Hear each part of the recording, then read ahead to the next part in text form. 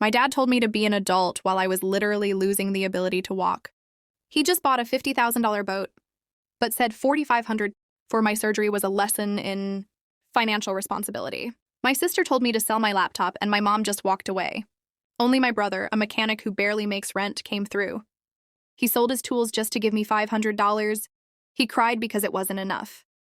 What they don't know is that I'm the architect of the very medical group that just approved their yacht insurance. In 10 minutes, I'm executing a surgical strike on their luxury life. By tonight, they'll be the ones begging for a lesson in mercy. The medical shock of the diagnosis hadn't hit me as hard as the sound of my father's laughter echoing through the marble foyer. I sat in my wheelchair, clutching the $4,500 itemized bill for the reconstructive surgery. I needed to walk again, while my parents huddled around a glossy brochure for a 40-foot luxury yacht. They were discussing the executive package, upholstery, and the sovereign navigation system as if I weren't even in the room. To them, I was just a ghost in the hallway of their perfect life, an inconvenient reminder of a daughter who was broken. "Dad, please," I whispered, my voice a surgical strike of desperation that finally cut through their excitement. "The doctor says if I don't get this surgery in the next 30 days, the nerve damage will be a permanent foreclosure on my ability to walk. It's only $4,500. That's less than the deposit on that boat." My father didn't even look up from the brochure. He just let out a long, weary sigh, as if my health was a medical shock to his weekend plans. "You're 28, Elena. Be an adult. We've spent your whole life providing you with a vantage point most girls would dream of.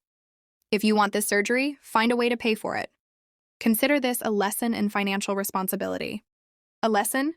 I gasped, the mirror paradox of his words stinging more than the pain in my legs. "You just bought a sovereign luxury vessel. How can you talk about responsibility while you're executing a surgical strike on my future?" My mother finally looked at me, her social mask tight with annoyance. "Your father is right. Elena, we've already committed to the executive package on the yacht. It's a status flip for our entire social circle. You're always asking for something. Why don't you sell your laptop? Or that jewelry your grandmother left you? Be the architect of your own recovery for once." My sister Sarah walked into the room, scrolling through her phone with a powerful boss attitude. She didn't even glance at my wheelchair. "Honestly, Elena, the medical shock of your constant complaining is ruining the glow of the boat launch party next week. Just get a loan or something. You're acting like street garbage begging for scraps." I felt like a janitor in my own home. Someone meant to clean up their messes, but never allowed to sit at the table. They were treating my life like a permanent foreclosure they were happy to sign off on. But as they walked away, laughing about which vantage point was best for the new boat's name, the architect inside me finally woke up. They had no idea what I was hiding. They saw a ghost in a wheelchair, a janitor of their expectations, but they didn't know that I had been quietly building a secret power. For the last 5 years, while I worked as a low-level medical coder, I had actually been the lead auditor for the very executive package insurance firm that handled their luxury assets. I knew every resolution of their bank accounts, every surgical strike of debt they were hiding, and exactly how they had status flipped their way into that boat. I had been testing them. I wanted to see if their sovereign love was real or if they were just ghosts in expensive suits. The medical shock of their answer was absolute. Just then, my brother Leo walked in. He was a mechanic, covered in grease, smelling of oil and hard work, the only one in the family they treated like street garbage. He knelt beside my chair, his eyes filled with a resolution I hadn't seen in the others. "I heard, Elena," he whispered, his voice cracking. He pulled a crumpled envelope from his pocket. "I sold my tools, the whole set. I can't work for a while, but here's $500. It's not the full executive package you need, but it's a start. I won't let you be a ghost in this family." I looked at the $500 at the surgical strike of his sacrifice, and then at the $50,000 boat brochure on the floor. The status flip was about to begin. "Thank you, Leo," I said, a sovereign calm taking over my heart. "Keep your money.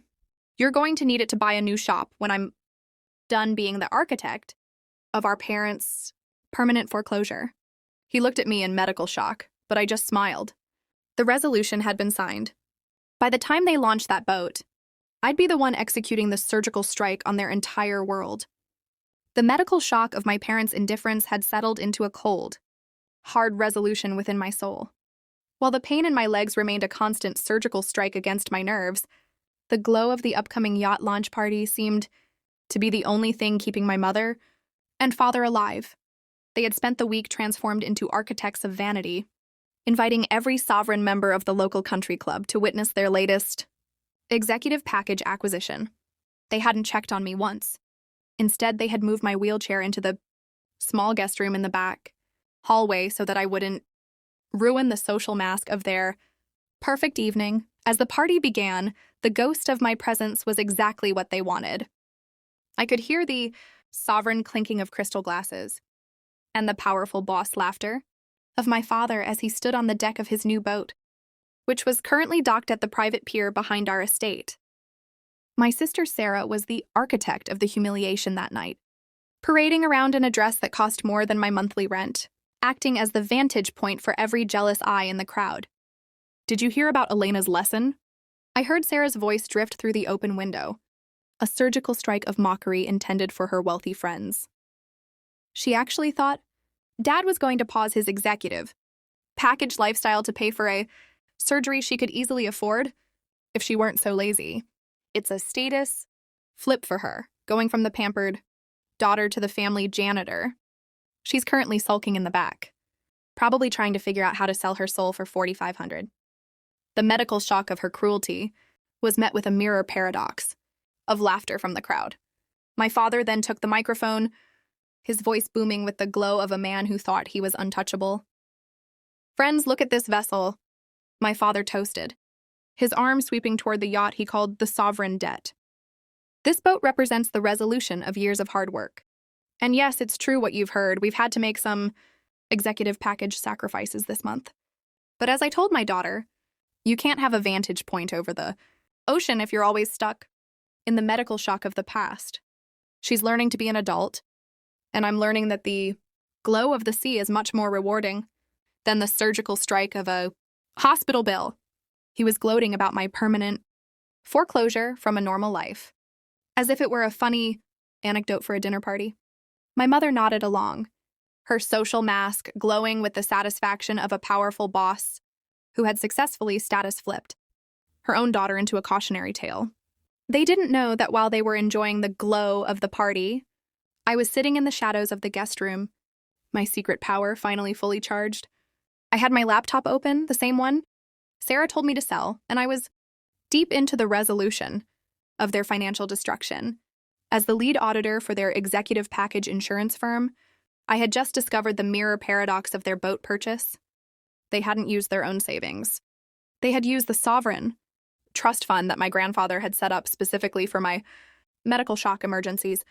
My father had forged my signature on a surgical strike of a document to execute the status flip of the funds. He thought I was too much of a ghost to ever check the vantage point of that account. He thought I was just a janitor who wouldn't notice the permanent foreclosure on my own inheritance. "Enjoy the executive package while it lasts, Dad," I whispered to the screen as I hit submit on a formal audit surgical strike to the board of directors. "The resolution you're celebrating is about to become a permanent foreclosure on your freedom." I watched through the window as they laughed on the deck, the glow of the party lights illuminating their social mask of success. They were so busy gloating about my janitor status that they didn't see the architect of their ruin sitting right behind them. Leo had been right. They were ghosts in expensive suits, and the medical shock they were about to receive would be the most expensive lesson they ever had to learn. By the time the last sovereign guest left, the status flip would be irreversible. They wanted me to sell my laptop. Instead, I used it to sign the permanent foreclosure on their executive package dreams. The medical shock of the evening reached its peak just as the glow of the party. Lanterns began to flicker against the rising tide. My father was in the middle of a powerful boss speech, boasting to the local bank president about the vantage point his new yacht provided for high-stakes networking. He stood on the deck of the Sovereign Debt, the glass of vintage champagne in one hand and his social mask of success firmly in place. He had no idea that I had rolled my wheelchair out onto the pier. The architect, finally stepping out of the shadows to execute the surgical strike. I had spent all evening preparing. Dad, I think you forgot to mention one executive package detail in your toast, I said, my voice cutting through the sovereign laughter of the crowd like a cold wind. The party went silent. My mother's social mask tightened as she looked at me with a medical shock of embarrassment. Sarah stepped forward, her face a mirror paradox of rage. Elena, get back to the hallway, she hissed. You're ruining the glow of the launch.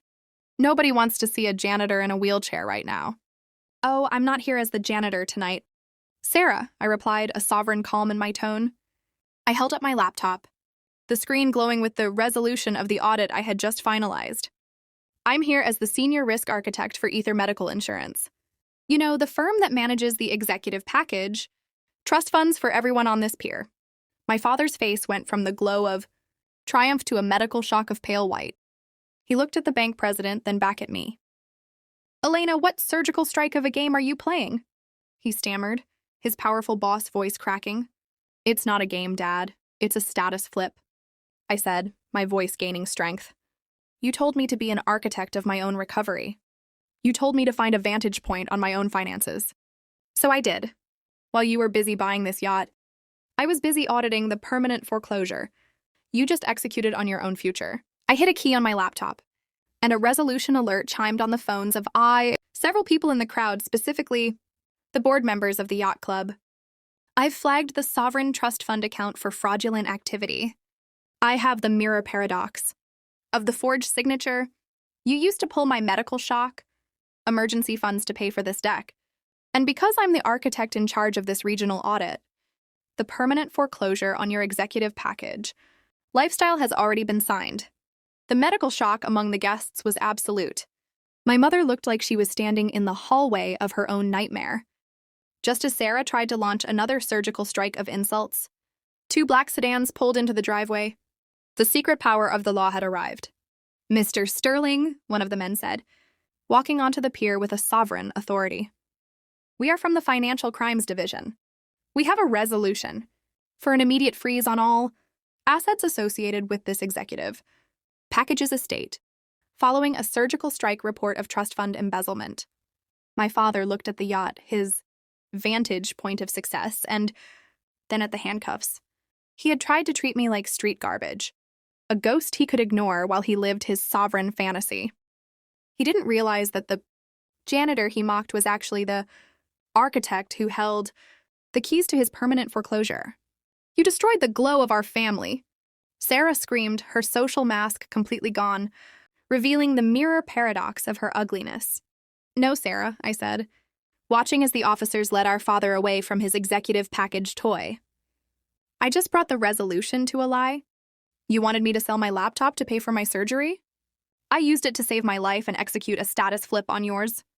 Leo stepped out from behind the crowd, a glow of pride on his grease-stained face. He walked over and took the handles of my wheelchair. I think it's time for the janitors to leave the party.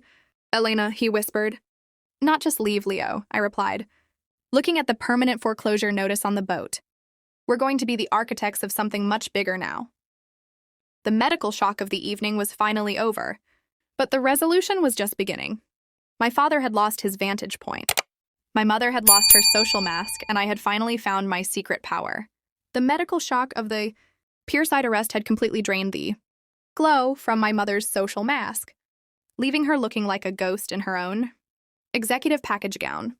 As the police led my father away, the party guests, the very people who had been laughing at my lesson in financial responsibility, began to execute a surgical strike of their own, scurrying away from the permanent foreclosure of my family's reputation. I sat in my wheelchair, feeling a sovereign sense of calm as the architect of this new reality. The mirror paradox was finally clear.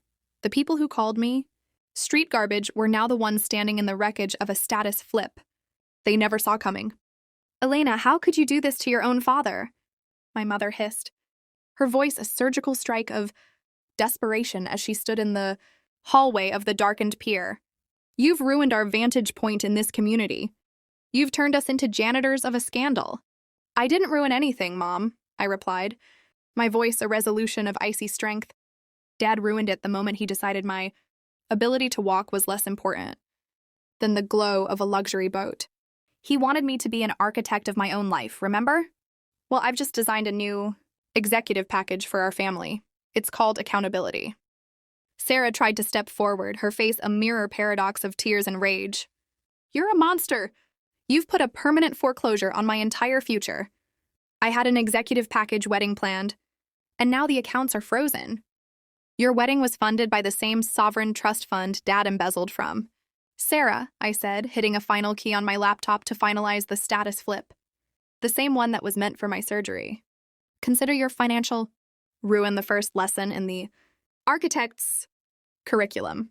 The next morning, the medical shock intensified for them. I arrived at the marina, but I wasn't in a wheelchair. Using my secret power as a senior risk architect, I had fast-tracked a surgical strike on my own medical claim, using the recovered funds to pay for an emergency, high-tech procedure that stabilized my nerves. I walked down the pier, my steps a sovereign declaration of my returned power. Standing in front of the sovereign debt yacht were my mother and Sarah, who were currently being blocked by a janitor security guard as they tried to retrieve executive package items from the deck. You can't be walking, Sarah screamed, her medical shock turning into pure mirror paradox disbelief. You were faking it. You just wanted to execute a surgical strike on our happiness. I wasn't faking, Sarah. I was waiting for the architect to have the right vantage point, I said, handing a resolution document to the security guard. As part of the final settlement for the trust fund theft, this yacht has undergone a permanent foreclosure from Dad's name. It now belongs to the Sovereign Ether Medical Foundation. My mother's social mask completely crumbled. What are you going to do with it? I'm turning it into a mobile clinic for the street garbage you and Dad used to mock, I said, a glow of pride in my voice. While you're sitting in the hallway of a public defender's office, this boat will be providing the medical shock of free care to people who actually deserve it. The status flip is complete. As I boarded the yacht, I looked back at them, two ghosts of a life built on stolen vantage points. I was the sovereign now. The janitor had become the architect, and the powerful bosses were finally learning what it felt like to be left in the rain. The medical shock of the family's total collapse was a resolution that the local newspapers couldn't get enough of. While I stood on the deck of my new mobile clinic, feeling the glow of the morning sun and the strength in my own legs, my sister Sarah was experiencing a permanent foreclosure on her social identity. Her fiancé, a man who viewed relationships as an executive package transaction, had already executed a surgical strike on their engagement. He didn't want to ghost for a bride someone whose father was heading to prison and whose vantage point had shifted from a penthouse to a public defender's hallway. I watched from a distance as Sarah stood outside the frozen executive package venue, her social mask completely shattered as she argued with the manager. You can't cancel the Sovereign Ballroom, she screamed, her voice a medical shock to the passers-by. I am a Sterling. This is just a temporary status flip. The manager didn't even blink. He just handed her a resolution document. The Sterling accounts are under permanent foreclosure by the state auditors. You are no longer a powerful boss here, Miss Sterling. You're just a janitor of your own debts now. The financial ruin was absolute.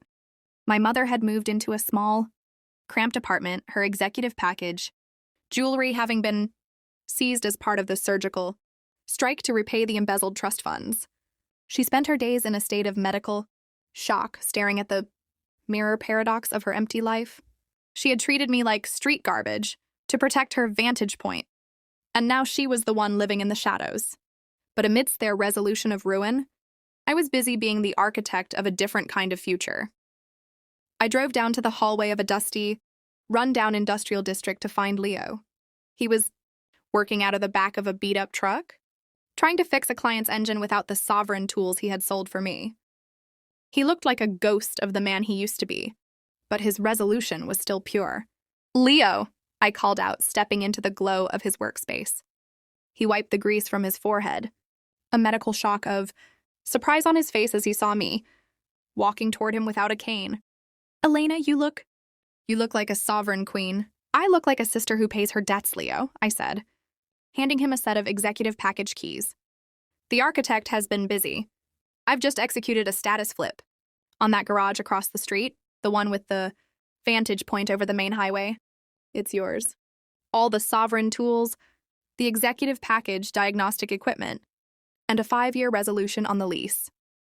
Leo stared at the keys in medical shock. Elena, I can't take this. I only gave you $500. You gave me your secret power when I was a ghost to everyone else. Leo, I said, my voice a surgical strike of love. While Dad and Mom were busy with permanent foreclosures on my life, you were the only one who acted like an architect of my survival. This isn't a gift. It's your resolution for being a sovereign human being. The financial ruin of the Sterling name was the best thing that ever happened to us. It cleared out the ghosts and the janitors of our past, leaving only the architects who were willing to build something real. As I watched Leo open the doors to his new executive package shop, I knew the status flip was finally complete. I was no longer street garbage in a wheelchair, and he was no longer a janitor in the shadows. We were the sovereigns of our own lives. The medical shock of the wood-paneled courtroom felt like a sovereign sanctuary compared to the hallway of broken dreams I had lived in for years. Today was the resolution of my father's executive package of lies. I walked into the room, my steps firm and audible, a surgical strike against the silence, and took my seat in the front row. When my father was led in, wearing a standard-issue jumpsuit instead of his sovereign Italian silk, the medical shock on his face was the ultimate status flip. He looked at me, walking, breathing, and radiating a glow he couldn't extinguish, and he finally looked like the ghost he had tried to make me. The prosecutor called me to the stand as the architect of the investigation. I didn't look at my mother or Sarah, who sat in the back like street garbage waiting to be cleared away. I looked directly at the man who thought a yacht was worth more than his daughter's future. Mr. Sterling didn't just commit a surgical strike. On a bank account, I testified, my voice a sovereign bell of truth. He executed a permanent foreclosure on the trust his own father built to protect his children. He used his vantage point as a parent to treat me like a janitor of his secrets, while he lived an executive package life on stolen time. My father stood up, his social mask completely shattered. I did it for the family, Elena, to maintain our status, he yelled, a medical shock of desperation in his eyes. You did it for the mirror paradox of your own ego, I countered, my voice a surgical strike that silenced the room. A sovereign leader protects his own. He doesn't leave them in a hallway of pain because a boat looks better in the driveway. You wanted me to be an adult and learn a lesson? Well, the architect is here to give you the final grade. I handed the judge a resolution document, the final audit of his executive package of offshore accounts. It wasn't just the yacht money. He had been executing a surgical strike on the family's wealth for a decade. The judge nodded, a permanent foreclosure on my father's freedom officially beginning. 10 years, the judge announced, the medical shock of the sentence rippling through the room. And a sovereign order for the total liquidation of all assets to pay back the victims, starting with the Ether Medical Foundation. As they led him away, my mother tried to catch my eye, her social mask wet with tears. Sarah just stared at the floor, a ghost of the girl who once mocked my wheelchair. They were now the janitors of a ruined name, left to clean up a mirror paradox they helped create. I walked out of that courthouse and found Leo waiting by his new executive package service truck. He didn't say anything. He just opened the door for me, a sovereign gesture of respect. Where to, Elena? He asked, the glow of the afternoon sun reflecting off the new tools in his belt. To the vantage point, Leo, I said, looking toward the marina where my mobile clinic was docked. The architect has a lot of building to do, and for the first time, we aren't doing it in someone else's hallway. The ultimate justice wasn't the prison sentence or the money. It was the resolution of the ghost I used to be. I was finally the sovereign of my own story, and the status flip was permanent.